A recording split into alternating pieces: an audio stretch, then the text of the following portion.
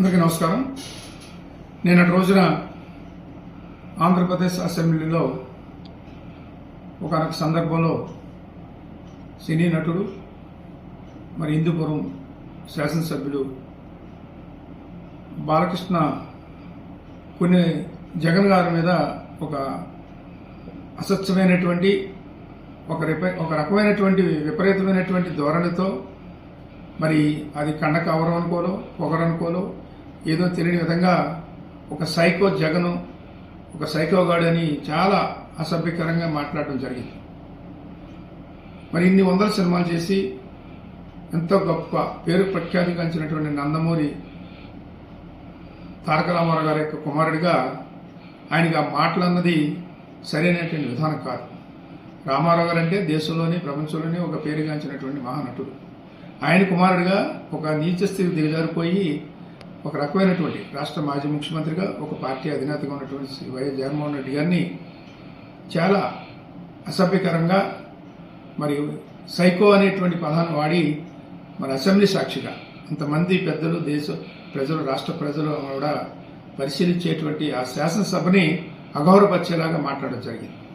మరి సినిమాలో పెద్ద పెద్ద పాత్రలు చేస్తూ ఉంటారు, నీతులు అవినీతులు మరి నీతి నిజాయితీలుగా ఎన్నో రకాలైనటువంటి పాత్రలు వేసి నిజ జీవితంలో వారి యొక్క ప్రవర్తన ఇది అనేటువంటి తెలిసే విధంగా ఇటువంటి మాటలు మాట్లాడడం జరుగుతూ ఉంది.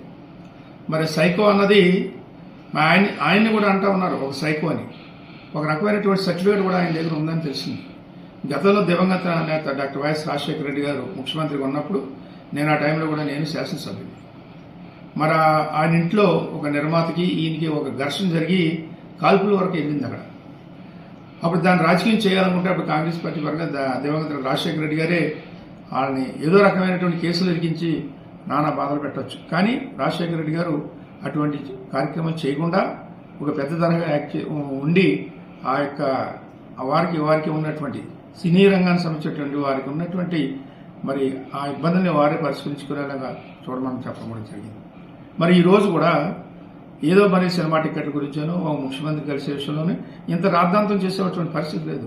ఆ రోజు మరి చిరంజీవి గారు కానీ ఇతర సినీ ప్రముఖులు అందరూ కూడా జగన్మోహన్ రెడ్డి గారిని కలిశారు, ఆయన సాధారణంగా ఆహ్వానించారు. అందరికంటే ముందు 4-5 రోజుల ముందు కానీ చిరంజీవి గారిని ప్రత్యేకంగా ఆహ్వానించి ఇంటికి సాధారణంగా సగౌరవంగా ఆహ్వానించి ఆయనకి మరి లంచ్కి పిలిచి సకల మర్యాదలు చేయడం జరిగింది జగన్మోహన్ రెడ్డి గారు. తర్వాత ఒక డేట్ తీసుకుని వారందరూ కలుసుకోవడం జరిగింది. వారు చెప్పినవన్నీ కూడా ఆలోచించారు ఆయన. ఆ రకంగా వారికి కావాల్సినవి ఏంటి సినీ పరిశ్రమకు సంబంధించినటువంటి కార్మికులు కావచ్చు, సినిమా యాక్టర్లకు సంబంధించినట్టు కావచ్చు, థియేటర్ సంబంధించి ప్రొడ్యూసర్స్ సంబంధించినటువంటి సమస్యలు ఏదైనా సరే తప్పనిసరిగా షార్ట్అవుట్ చేస్తాం జగన్మోహన్ రెడ్డి గారు హామీ ఇవ్వడం కూడా జరిగింది. మరి ఈరోజు ఆయనకి భుజాలు తడుకునే కార్యక్రమంలో భాగంగా వారి కూటమిలో ఉన్నటువంటి నాయకుడు అన్న మాటల్ని మరి జగన్మోహన్ రెడ్డి గారి మీద తోడి అన్నది ఎంతవరకు సమంజసం? వారి కూటమికి సంబంధించినటువంటి ఒక బీజేపీ సంబంధించినటువంటి ఒక శాసనసభ్యుడు వేసిన ప్రశ్నకి అక్కడ సంబంధం లేని వ్యక్తిగా ఉన్నటువంటి జగన్మోహన్ రెడ్డి గారి మీద మరి తోయడం, ఆయన సైకో అనేటువంటి పదాన్ని వాడడం అన్నది మరి నిజంగా సైకో ఆయనే అనిపిస్తూ ఉంది ఉంటాయి.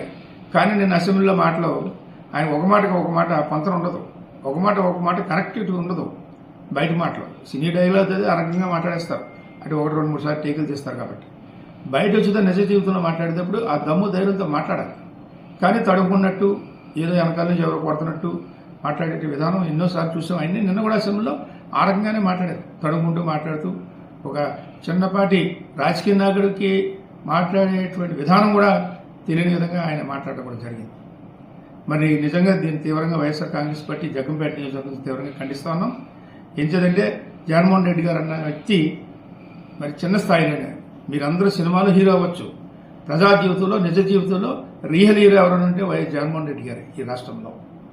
మరి అటువంటి వ్యక్తిని ఈరోజు మీరు ఎక్కడికైనా వెళ్తుంటే మీ దగ్గర 100 మంది కూడా రావట్లేదు. ఈరోజు జగన్మోహన్ రెడ్డి గారు ఏ ప్రాంతానికి వెళ్ళినా సరే వేలాదిగా తండోపతండాలుగా వస్తూ ఉన్నారు ప్రజలు, కార్యకర్తలు అవ్వచ్చు, ప్రజలు అవ్వచ్చు. ఆయన చిన్నపాటి కార్యక్రమానికి వచ్చినా సరే మరి అంత స్పందన ఉంటున్న వ్యక్తి జగన్మోహన్ రెడ్డి గారు. మరి మీరు హీరో, ఆయన హీరో ఒకసారి ఆలోచించుకోవాలి. ఏదో మాట్లాడేస్తున్నాం కదా అని ఎవరో మీ సంబంధించిన సభ్యులు అడిగిన దానికి ఆ రకంగా మాట్లాడడం అన్నది సరైన విధానం కాదు. ఇప్పటికైనా అటువంటి పదాలు వాడడం అన్నది సరైన విధానం కాదు. ఎవరు సైకో అన్నది మీరు కూడా ఆలోచించుకోవాలి. ఈరోజు మీకు ఏ రకమైనటువంటి కోపం ఉంటుంది, ఏ రకంగా మరి మీకు సంబంధించినటువంటి అభిమానం మీరు చాలాసార్లు కొట్టడం జరిగింది, తిట్టడం జరుగుతూ ఉంటుంది. మరి అవన్నీ ఎవరు చేస్తారు? మీకు క్రమశిక్షణ ఉండాలి, ఓపిక ఉండాలి. అది లేనప్పుడు ఆ రకంగా ప్రవర్తించడం అనేది ఎవరు ప్రవర్తిస్తారు? ఒక సైకో మనస్తత్వం ఉన్నటువంటి వ్యక్తులే అది ఆ రకంగా ప్రవర్తించడం జరుగుతుంది. ఇప్పటికైనా మరి ప్రజా సమస్య మీద దృష్టి పెట్టండి. అంతే తప్ప మీ సినిమాకు సంబంధించినటువంటి విషయాల్ని అసెంబ్లీ వేదికగా చేయడం వల్ల సరైన విధం కాదు. మీరు టికెట్లు పెంచుకుంటారో ఏం చేస్తారో.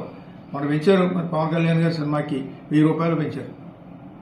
ఈ రాష్ట్రంలో 270 రూపాయలంటువంటి ఎరువు బస్తాలను ఇవ్వలేనటువంటి ఈ ప్రభుత్వం 1000 రూపాయల వరకు కూడా పవన్ కళ్యాణ్ గారి టికెట్కి ఇవ్వడం జరిగింది. 300 రూపాయలు 1000 రూపాయలు ఇచ్చే విధంగా వారికి టికెట్లు ఇచ్చే అవకాశం వెసులుబాటుని ఈ ప్రభుత్వం కల్పించింది. మరి ఆ రకమైన కార్యక్రమాలు మీరు ప్రోత్సహించడం సరైన విధానం కాదు. ప్రజా అవసరాలకు సంబంధించినటువంటి కార్యక్రమాల మీద మీరు సరిగ్గా స్పందించి ప్రజలకు అవసరమైనటువంటి కార్యక్రమాలు చేయాలని కోరుతా ఉన్నాను.